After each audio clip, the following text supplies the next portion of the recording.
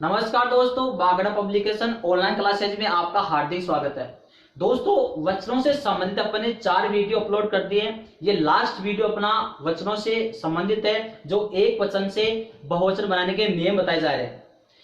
अब इस वीडियो में केवल स्त्रीलिंग शब्दों का अपन एक वचन से बहुवचन बनाने के नियम बढ़ेंगे। स्त्रीलिंग शब्द कौन से? एकारांत, आकारांत, इकारांत और उकारांत। इन स्त्रीलिंग शब्दों से एक वचन से बहुवचन कैसे बना जाता है, उनके कौन कौन से नियम होते हैं। तो दोस्तों, वचनों के अपन ने 5 वीडियो अपलोड किए हैं। पांचों वीडियो आप अच्छी तरह से देख लोगे तो कभी भी वचन संबंधी अशुद्धियां, गलतियां नहीं होगी। तो अब अपना 5वां वीडियो है और 5वें वीडियो का 11वां नियम है। वचनों से संबंधित अपन ने 11 नियम तो पहले दूसरे वीडियो में है और 11 नियम तीसरे चौथे 5वें वीडियो में है। तो अपने 11वां नियम है, अगर एकारांत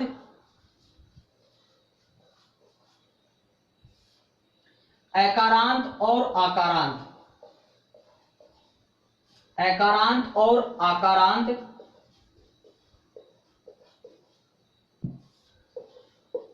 स्त्रीलिंग शब्द हो।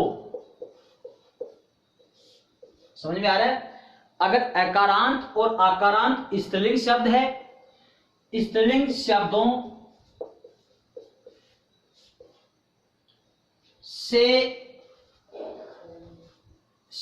शब्दों का एक वचन से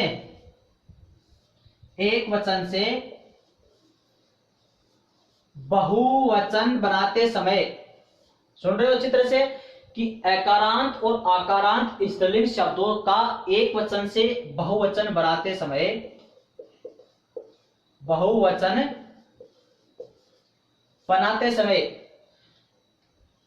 एकारांत में ए के स्थान पर ए का प्रयोग किया जाता है और आकारांत में आ के स्थान पर ए का प्रयोग किया जाता है।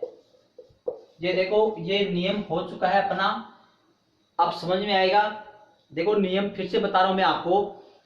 अगर एकारांत और आकारांत स्त्रीलिंग शब्द हो और उनका अपन को एक वचन से बहुवचन का प्रयोग करना है, एक वचन से बहुवचन में बनाना है, तो एक वचन में एकारांत, एक वचन में जो ए है उसके स्थान पर ए का प्रयोग करेंगे अपन, ए, और आकारांत में जो आ है उसके स्थान पर ए का प्रयोग करते हैं, तो बहुवचन का रूप बन जाता है।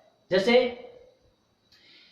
एकारांत में अपन केवल अनुस्वार का प्रयोग करेंगे और आकारांत में अपन चंद्र बिंदु का प्रयोग करेंगे ए के साथ में। ठीक है। अब जैसे मैं यहां पर लिख रहा हूं एकारांत शब्द, यहां पर तो लिख रहा हूं एकारांत शब्द और यहां पर लिख रहा हूं आकारांत शब्द। अब एकारांत में अपन इस ए के साथ में अनुस्वार का प्रयोग करेंगे और आकारांत में ए के साथ में चंद्र बिंदु का प्रयोग करेंगे, तो बहुवचन का रूप बन जाता है। समझ में आ गया? और इससे पहले अपन ने ये पढ़ा था कि अगर आकारांत पुल्लिंग शब्द है, तो उसमें केवल एक का, अकेले का प्रयोग करते हैं। अभी मैं यहां पर तीनों में तुलना कर दूंगा। तो देखो, अब है एकारांत शब्द लिख रहे हैं अपन, और वो भी कौन सा? स्त्रीलिंग, एकारांत स्त्रीलिंग शब्द। तो देखो, जैसे छते, दीवार, छते, दीवार,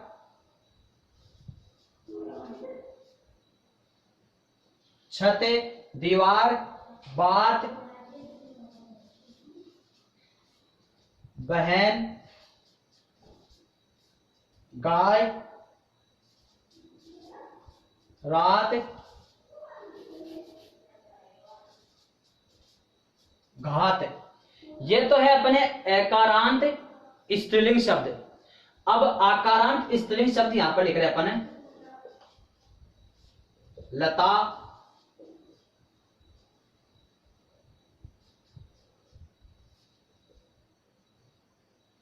लता, छात्रा, बाला,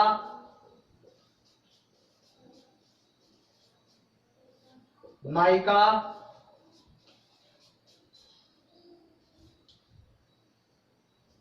सभा, माता, गाथा।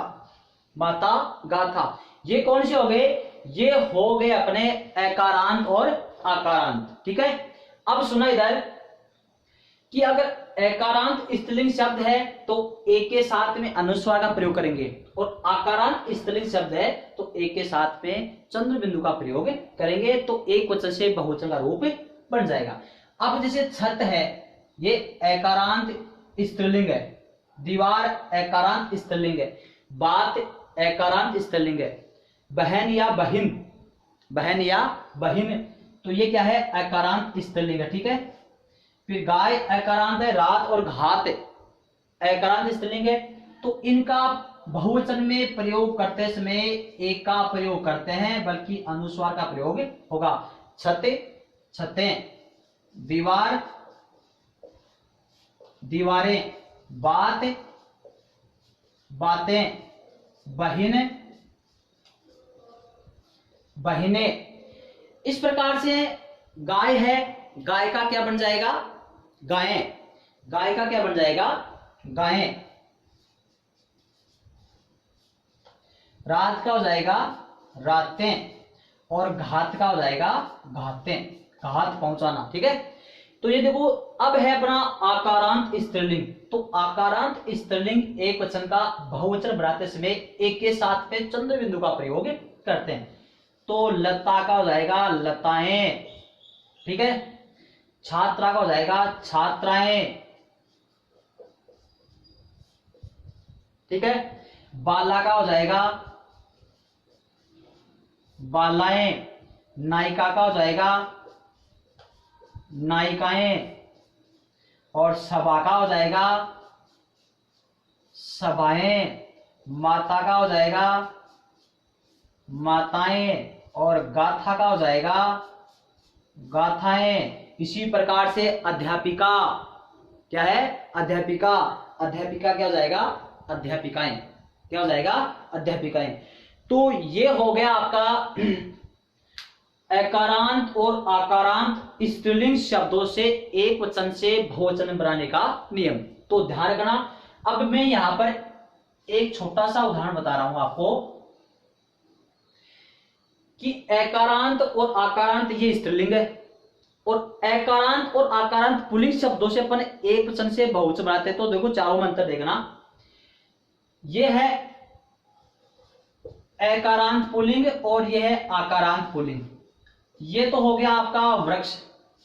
ठीक है, ये तो हो गया आपका वृक्ष हो गया। और अब एकारांत पुल्लिंग शब्द है, क्या है? एकारांत पुल्लिंग शब्द है, उसका एक वचन से आपको बहुवचन बनाना है। एक वचन से आपको बहुवचन बनाना है, तो इसका बहुवचन रूप नहीं बनेगा। ऐसा नहीं वृक्ष का वृक्षों नहीं बनता है, तिर्यक रूप बन जाएगा वृक्षों पर। ठीक है, तो एकारांत पुल्लिंग से एक वचन से बहुवचन बनता नहीं है। ये एक वचन और बहुवचन दोनों में प्रयुक्त होता है। और एकारांत स्त्रीलिंग शब्द से एक वचन से बहुवचन बनाते समय एक के साथ में अनुस्वार का प्रयोग करते हैं। फिर है आकारांत पुल्लिंग शब्द, जैसे घोड़ा। आकारांत पुल्लिंग शब्द से एक वचन से बहुवचन बनाते समय एक का प्रयोग करते हैं। किसका? आ के स्थान पर एक का प्रयोग करते हैं, बल्कि इसमें केवल सिंगल एक का प्रयोग होगा। तो घोड़ा का बहुवचन क्या हो जाएगा? घोड़े। क्या हो जाएगा? घोड़े। अनुस्वार का प्रयोग यहां पर नहीं होगा। तो देखो एक का प्रयोग आकारांत पुल्लिंग में भी होता है, एक का प्रयोग एकारांत स्त्रीलिंग में भी होता है, और एक का प्रयोग आकारांत स्त्रीलिंग में भी होता है। क्योंकि तीनों में अंतर ये रहेगा, अगर एकारांत पुल्लिंग हो तो उसका बहुवचन रूप नहीं बनेगा, कारक चिन्ह की सहायता से तिर्यक रूप बनता है। अगर आकारांत पुल्लिंग हो तो सिंपल एक का प्रयोग होगा। अगर एकारांत स्त्रीलिंग हो तो ए के साथ में अनुस्वार का प्रयोग भी किया जाएगा। इसमें केवल घोड़े, इसमें छते, अनुस्वार भी आएगा। ये अनुस्वार केवल स्त्रीलिंग के साथ में आता है, पुल्लिंग के साथ में कभी भी नहीं आता है। जैसे बच्चा, तो बच्चा का बहुवचन होगा बच्चे। अब यहां पर बहुवचन नहीं बनेगा, ठीक है। अब सुनो इधर, अगर इसका अपन बहुवचन रूप तिर्यक रूप बनाना चाहते हैं, तिर्यक रूप बनाना चाहते हैं ओ के हिसाब से, तो जाएगा बच्चों को मिठाई बांट दो। अब ये तिर्यक रूप हो गया, ये क्या हो गया? तिर्यक रूप है। अगर किसी भी बहुवचन के जस्ट तुरंत आगे कारक चिन्ह का प्रयोग किया जाता है तो वो बहुवचन में तिर्यक रूप होता है, सीधा रूप नहीं होता। सीधा रूप तो बच्चा बच्चे, घोड़ा घोड़े, दीवार दीवारें, ठीक है। तो ये हो गया आपका एकारांत स्त्रीलिंग का बहुवचन का रूप, ये हो गया आकारांत स्त्रीलिंग बहुवचन का रूप। अब इसके बाद में आप अगले नियम में चलते हैं अपन। अगला नियम है अपना, अगला नियम था अपना 12 नियम है कि इकारांत और इकारांत स्त्रीलिंग शब्दों का एक वचन से बहुवचन बनाते समय किस प्रकार परिवर्तन होता है। तो इससे पहले वाला नियम तो था अपना एकारांत और आकारांत स्त्रीलिंग शब्द, और अब है इकारांत और इकारांत स्त्रीलिंग शब्दों का एक वचन से बहुवचन रूप बनाते हैं। एक वचन से बहुवचन बनाते समय ई और ई के स्थान पर या फिर इया का प्रयोग किया जाता है। और ये तो अपन को आपको पता है कि किसी भी शब्द के अंत में बड़ी ई की मात्रा है तो बहुवचन करते समय बड़ी ई की मात्रा छोटी ई में परिवर्तित हो जाती है। अगर पहले से छोटी ई है, जैसे निधि में छोटी ई है तो छोटी कोई दिक्कत है, छोटी रह जाएगी, बल्कि इनमें बड़ी ई की मात्रा है तो छोटे में परिवर्तित हो जाती है। अब सुनो, अगर ये तो है आपके इकारांत स्त्रीलिंग, ये है बड़ी इकारांत स्त्रीलिंग, ठीक है। अब इनका बहुवचन बनाते हैं तो ई और ई के स्थान पर या फिर इया का प्रयोग कर देते हैं तो वो अपन एक वचन से बहुवचन में रूप बन जाता है। अब जैसे नारी है तो इसका हो जाएगा नारियां,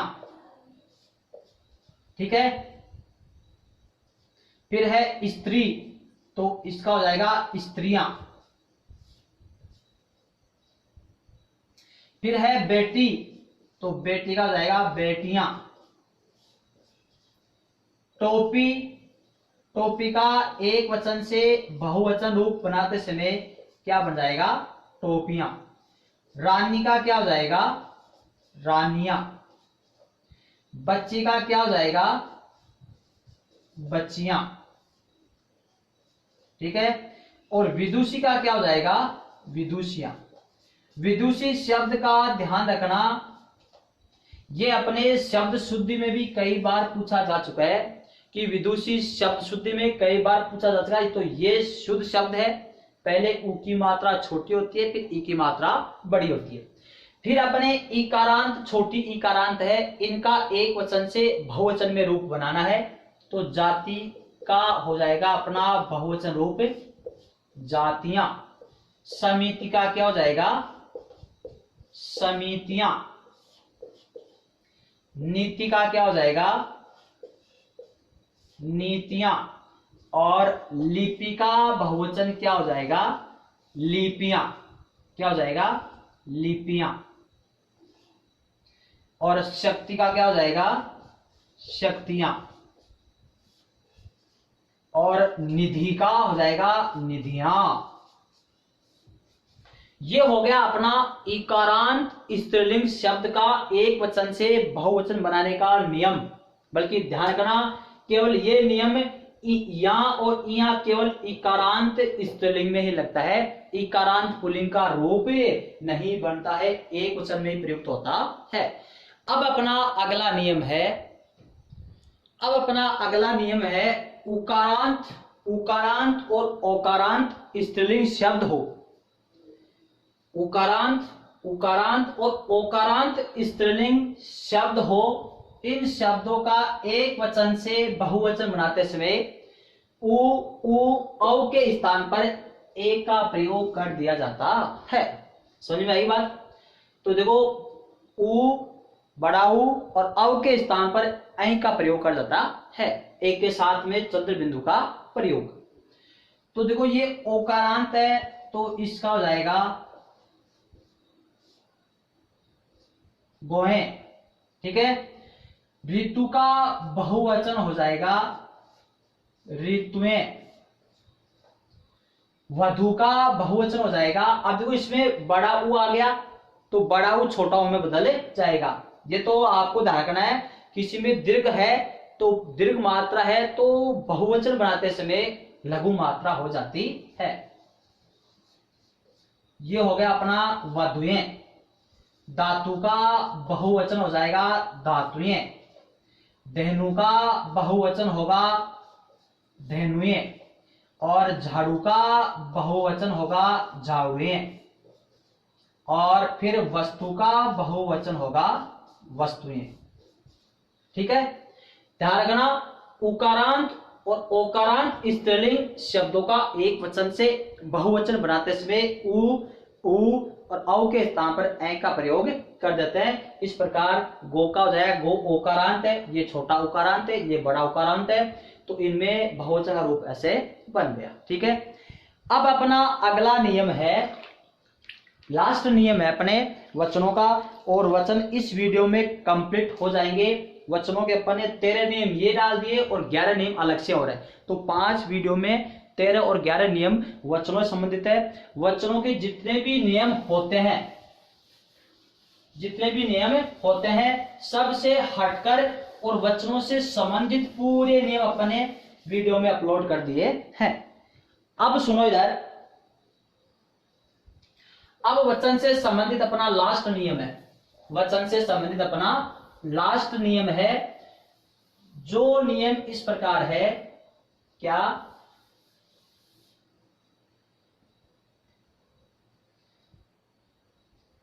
लास्ट नियम है जो है अपना कि किसी भी शब्द के अंत में, बल्कि वो शब्द कौन सा होना चाहिए? स्त्रीलिंग शब्द होना चाहिए।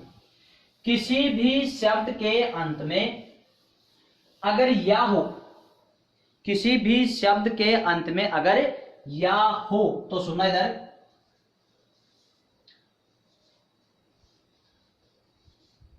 किसी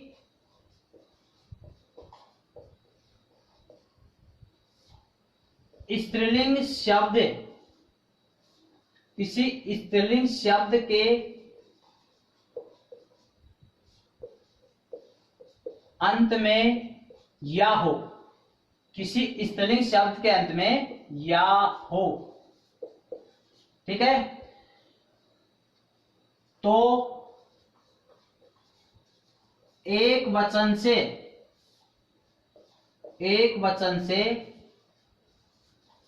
बहुवचन बनाते समय, एक वचन से बहुवचन बनाते समय या के स्थान पर या का प्रयोग कर दिया जाता है।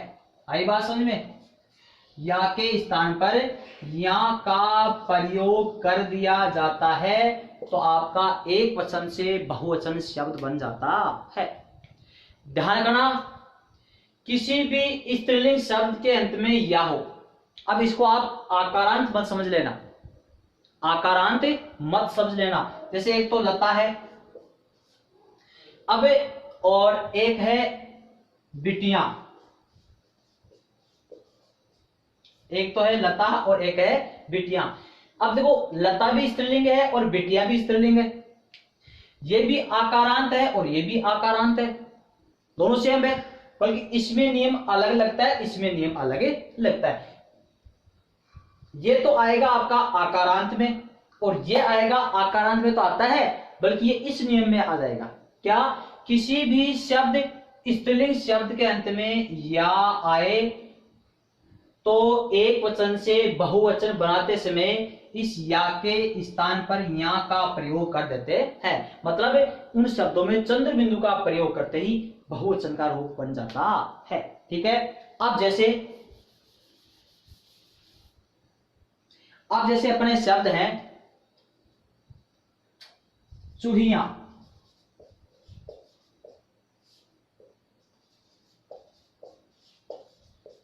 कुटियां,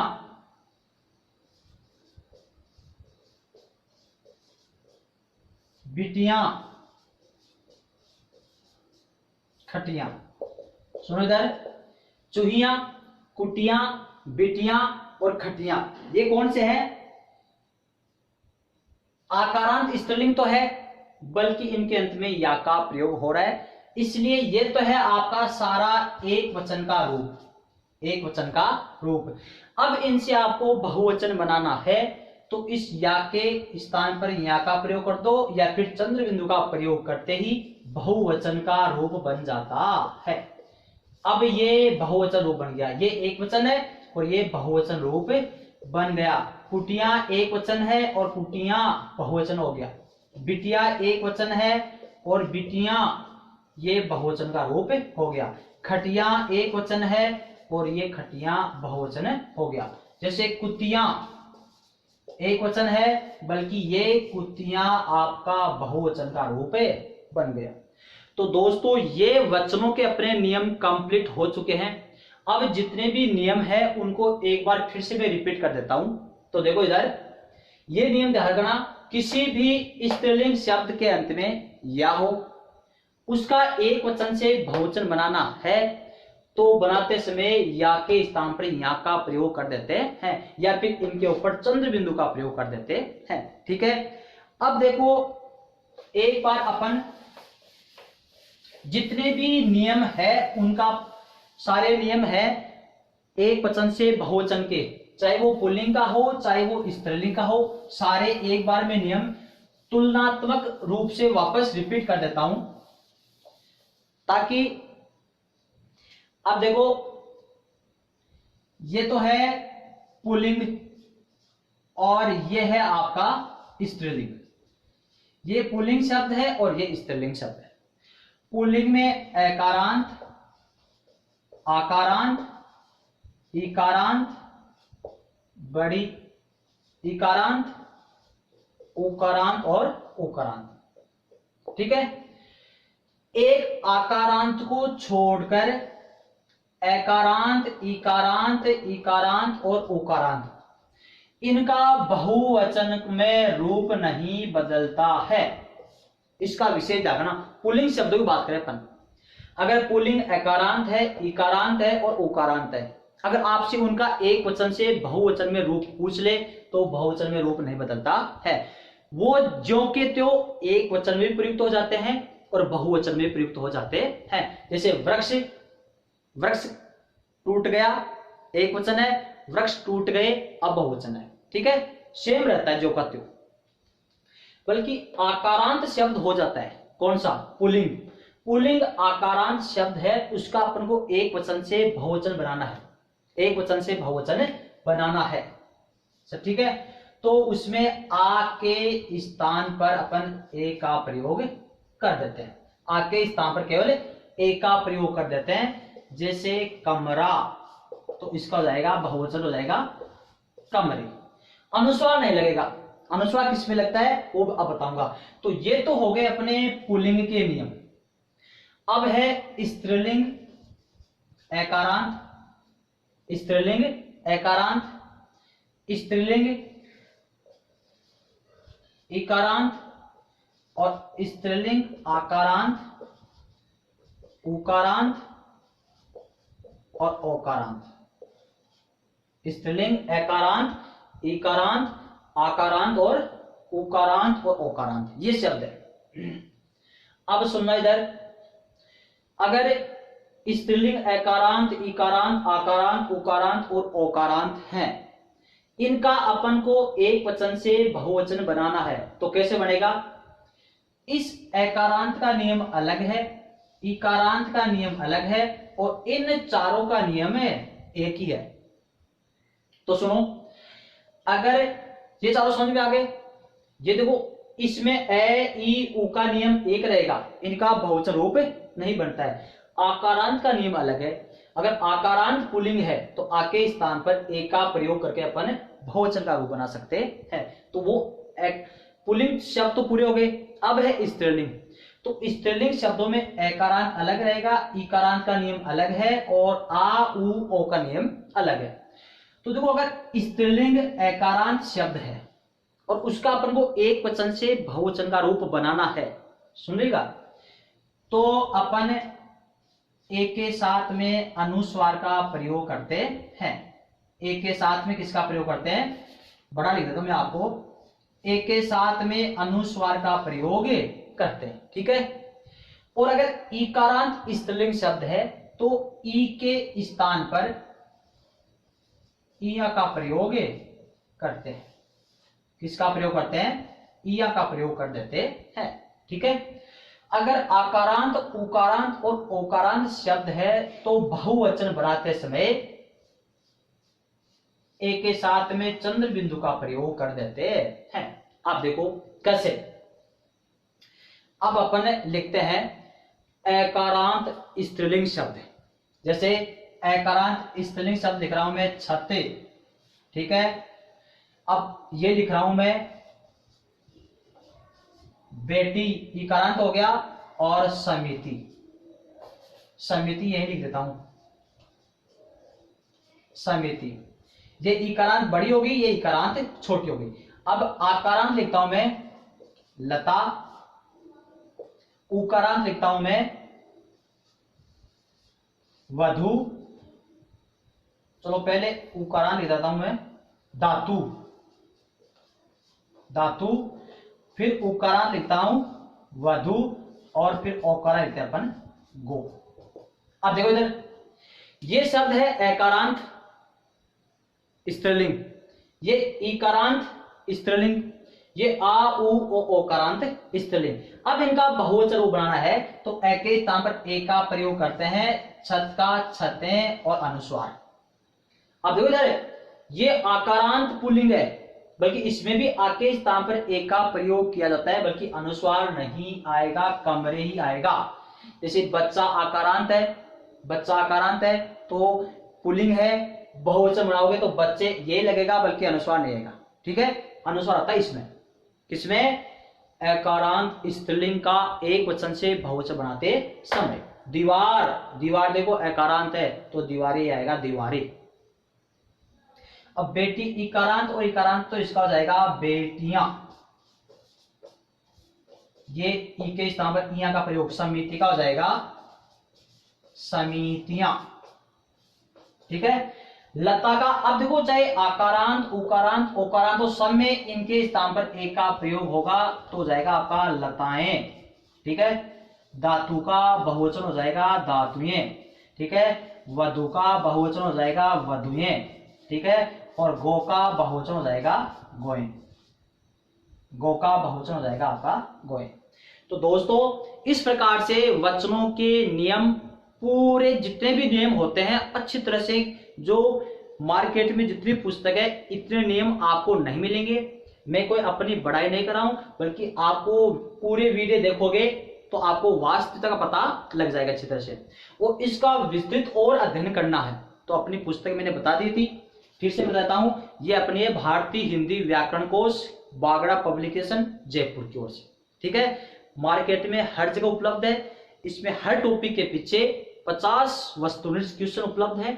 तो दोस्तों, अगर अभी तक आपने चैनल को सब्सक्राइब नहीं किया है तो आप मेरी मेहनत को देखते हुए चैनल को सब्सक्राइब अवश्य कीजिएगा, और अधिक से अधिक जितना हो सके उतना आप अपने वीडियो को या लिंक को शेयर अवश्य कीजिएगा। बस आपका सहयोग के ही आशा रखती है। धन्यवाद। हाँ।